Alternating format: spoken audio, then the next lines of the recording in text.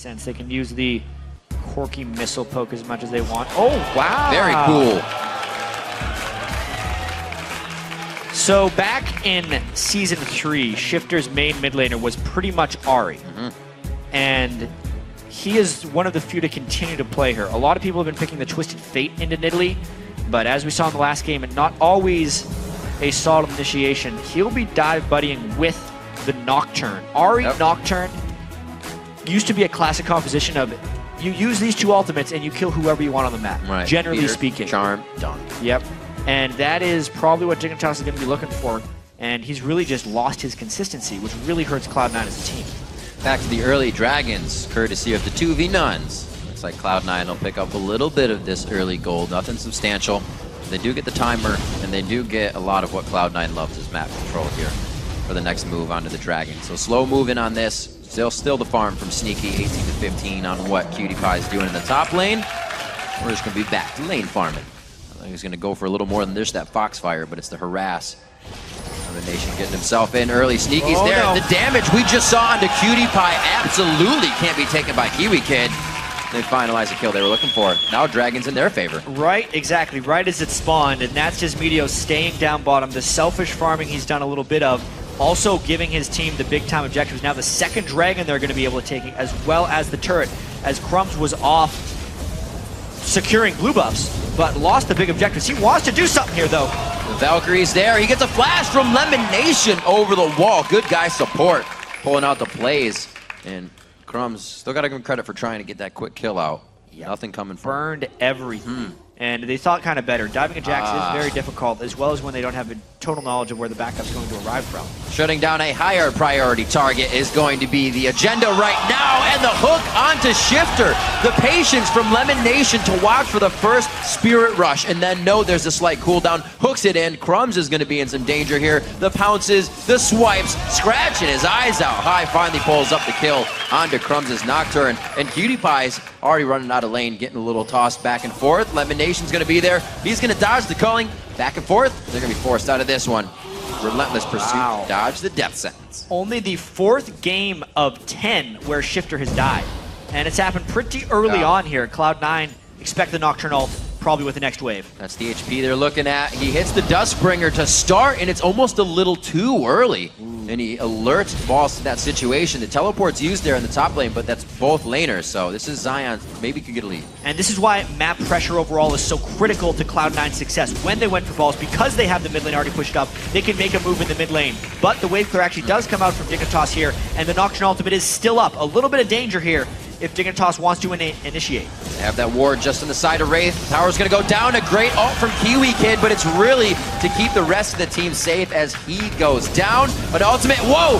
Pulls up to Meteos on the safeguard. They try to get the Sneaky, but he flashes, actually heals himself and gets to a safe position with Valkyrie. Still looking at Shiphtur for some damage on this one, but it's a Kiwi and Crumbzz down at the beginning of the fight. Dignitas is so hesitant to pull the trigger.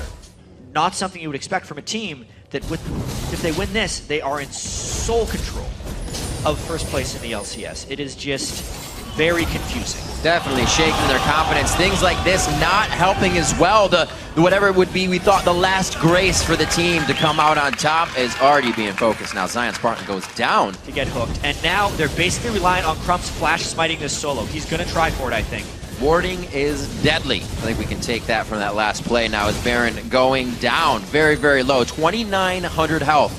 Baron healed up a little bit there to 3,000, but they're still trying to get a bit of damage. A good calling from Kiwikid. This is Dig now trying to throw back their DPS before the fight starts. And it looks like it actually worked this time. Gaining a little ground there. They still have a long way to go before they can start initiating more. Cooler minds prevail in the Baron right there. Dignitas had landed the good amount of poke, and Cloud9 realized they only had one person dead. High actually gets caught out though! That is exactly what they needed. Cloud9 feeling a little too sure of their positioning after disregarding the Baron attempt, and Dignitas takes hold of that instance. Finally, Dignitas pulls off a good play, and that was all because Cloud9 overreached a little bit with that Baron attempt, and instead of immediately backing after the Baron, they continued to think they had control of the map. When they spent so much time as 5 people around the Baron pit, they lost that control. Surprisingly, Cloud9 right back at the Baron. They are very focused on controlling this area. They know Dignitas just went back as well, and they're hoping Dignitas is afraid to check because Cloud9 has been so focused on getting picks previously that maybe they can scare them back. That one hook by Lemon is going to delay things, but when they realize he has no backup, and when they take that spear, they know. Crumbzz is on it. They put way too many wards down to even be swept out. They're really relying on Meteos to be able to smite this down. 2,500 on Baron, and it looks like they once again back off. Cloud9 having the less health once again. Shiphtur almost hitting a very nice charm under the turret would have gave ZionSpartan a great engage, so you can see just what Dig is trying to formulate on these fights. Kiwikid forced to use the culling. It's cut short. The Flay comes in and he is forced out of the fight. A very nice hit by Meteos. Waits on the resonating strike. Here comes Crumbzz. This is going to be big, but again, the team cannot pull the trigger and follow up on Crumbzz. Cloud9 turns this one around instantly. Shiphtur goes for a dash after he hits the charm, but there's not enough damage to have it. It's the true damage coming in from the Zyra passive, but it's not going to kill anybody. Kiwikid just sits there, and it's C9 in the base now at Dignitas. Ends as a 3-4-1 because Cloud9 did find the fight they necessarily needed. It wasn't a spear that started it, but instead a death sentence. Wow. And it was a spear that ended it when they managed to finish off ZionSpartan on the backside. They finally cracked the code of Dignitas. Now backing off the presence from Cloud9 face-to-face in mid lane, but Kiwikid not on the same page there. Throws down the ultimate, and now Dig is kind of filing in one after the other. There's a 1v1 with Imaqtpie and Meteos on the bottom side. He's going to get hit up, and Meteos solos that out. The fly in here from Sneaky as he Valkyries in for the fire and the kill. A double kill coming in for him, and they just dissect Dignitas in the middle of the map. Yep, ZionSpartan wasn't involved in that fight. So even though Dignitas decided to dive in, it wasn't clean. It wasn't clean in the slightest. They did kill high, but they burned absolutely everything for it. That was that Nocturne Ahri. Hey, they can kill one target. Right.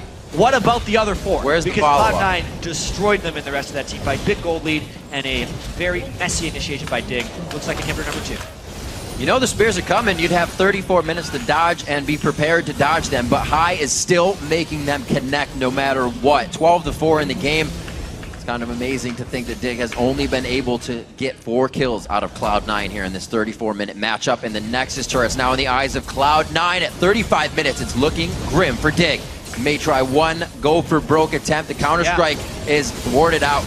Doesn't even jump in from Well, they're so low at this point, they're basically just feeding kills if they decide to go in. Cloud9 in complete control, pushing the Nexus. Absolutely staring Dignitas straight in the eyes as they take down their Nexus turrets. They're gonna start to make the scramble for it. They are able to take down High. He's not the biggest one to take down the Nexus, but he is gonna be the one that would be delivering the heals. A good kill going down into Shiphtur and Imaqtpie. Ball's now going out of the Nexus. He's not gonna have enough to take it down. They may have extended the game just a little bit on this one.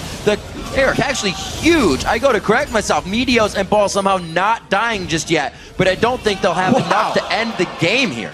Dignitas does actually hold them off with that fight. There was a little bit of split focus by Cloud9, some on the turrets, some on the team fight. And now it's actually